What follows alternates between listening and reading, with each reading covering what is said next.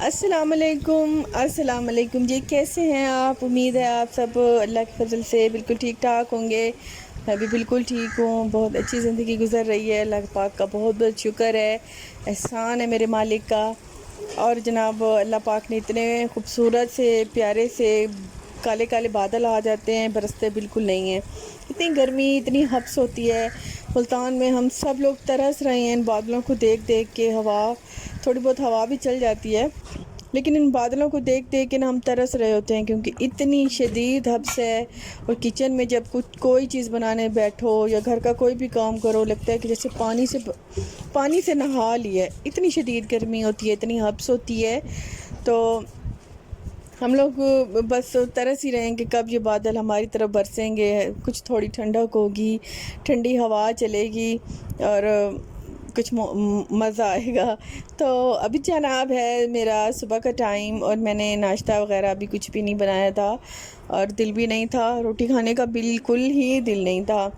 दूध आया था, मैंने अभी बॉईल किया था, तो मेरे बेटे ने कहा था मम्मा आज ना ठंडा सा ना कुछ बना दें।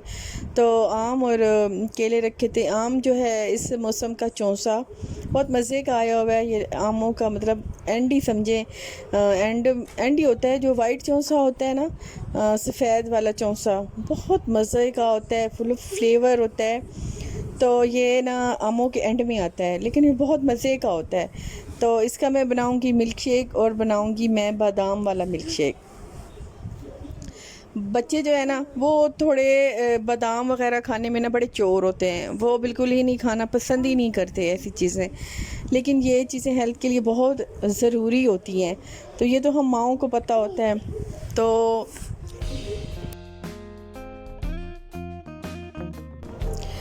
जब मेरे पास बादाम रखे होते हैं, कभी ख़त्म होए तो फिर तो नहीं, लेकिन जब होते हैं रखे होते हैं, मैं मंगवाती हूँ, ले आती हूँ।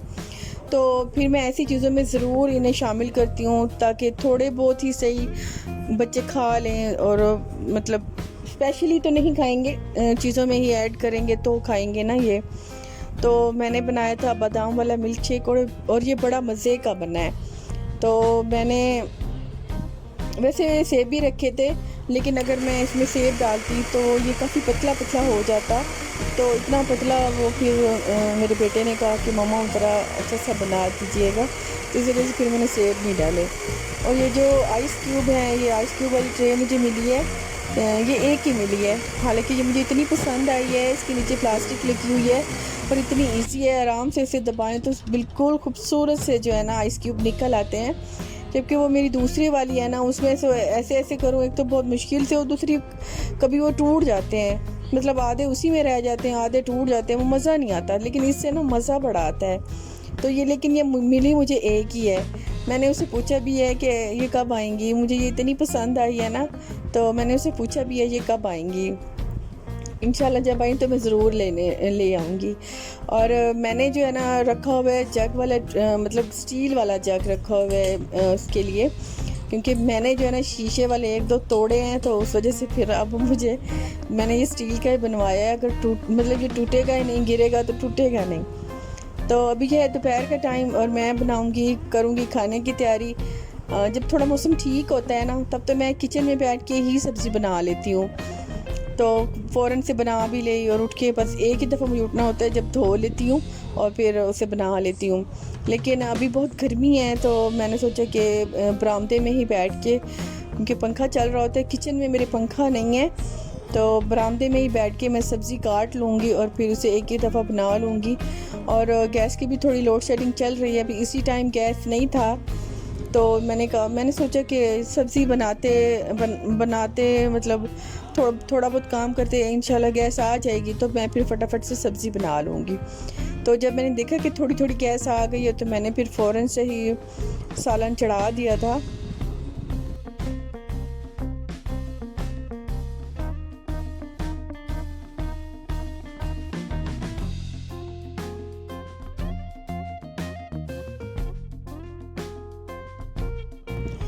तो सालन में सबसे पहले मैंने बिल्कुल थोड़े से घी में बनेगा।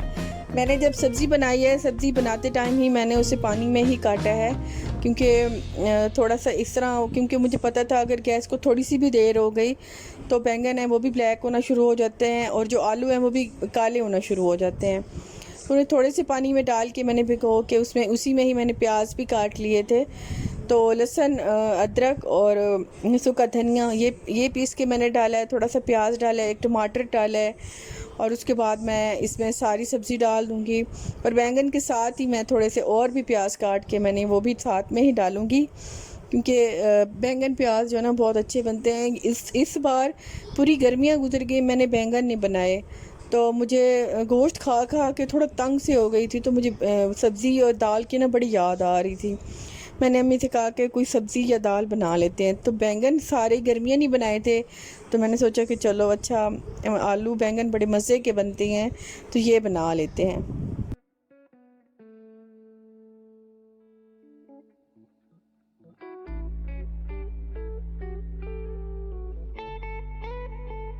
तो अभी मैंने इसमें सारी सब्ज़ी डाल दी है और सब्ज़ी को इसी के पानी में ही पकाऊंगी, क्योंकि बैंगन भी पानी छोड़ेंगे, प्याज भी पानी छोड़ेगा, तो उसी में ही आलू जो है ना वो गल जाएंगे। आलू अभी इतने अच्छे नहीं आए हुए, मौसम के इतने अच्छे आलू नहीं हैं, लेकिन फिर भी गल जाते हैं।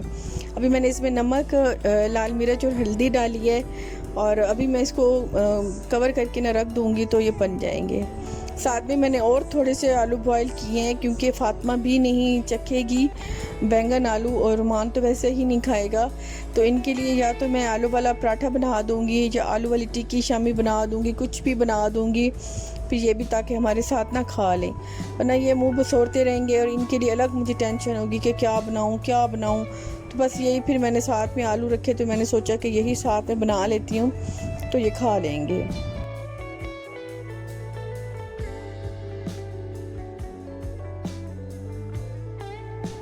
तो मैं इसी के पानी में ही इसे भून लूँगी। जब इसका ऑयल निकल आएगा तो मेरा जो है ना सालन बिल्कुल तैयार होगा।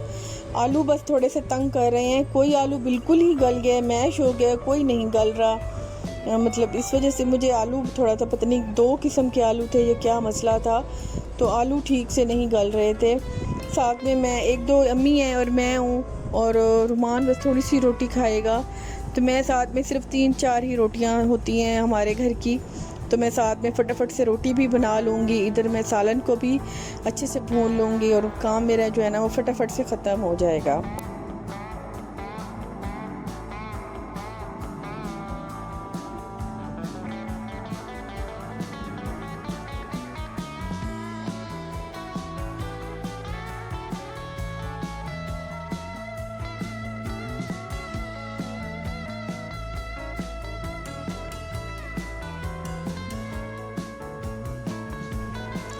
मैं काम जल्दी जल्दी से ख़त्म करती हूँ, कमरे में जाती हूँ, क्योंकि मेरी बेटी जब तक मैं धूप में या गैस पे हूँ बेचारी साथ में ही रहती है। 1 1 1 बोला था फातिमा।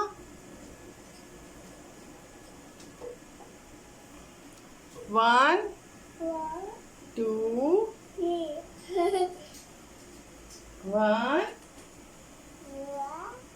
2 2 3 1 2 3 3 1 2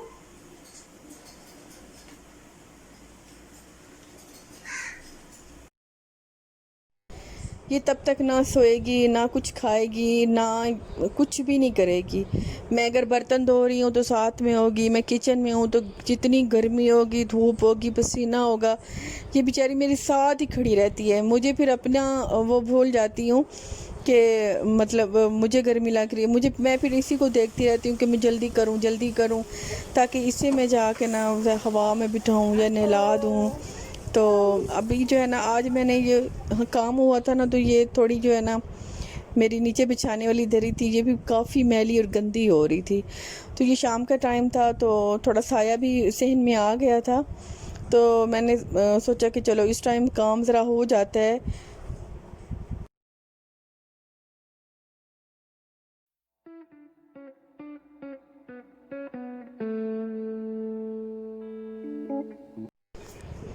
क्योंकि दिन के टाइम ना मेरे सहन में काफ़ी धूप होती है, और बाज़ लोगों ने कहा है कि आप सहन कवर कर लें, क्योंकि थोड़ा सा है ना, सहन भी छोटा सा है।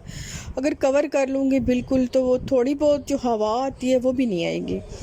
तो बिल्कुल कवर वाले घर में ना मुझे अजीब सी घुटन होती है। मैं चाहती हूँ कि थोड़ी सी हवा आए, रोशनी आए, तो इस वजह से। अच्छा, मैं और आप लोगों के कमेंट्स पर भी बात करूँगी। मेरी एक सिस्टर है सना, तो वो जो है उनका मतलब वो थोड़े नाराज़ हो रही थी कि मैं बदल गई हूँ।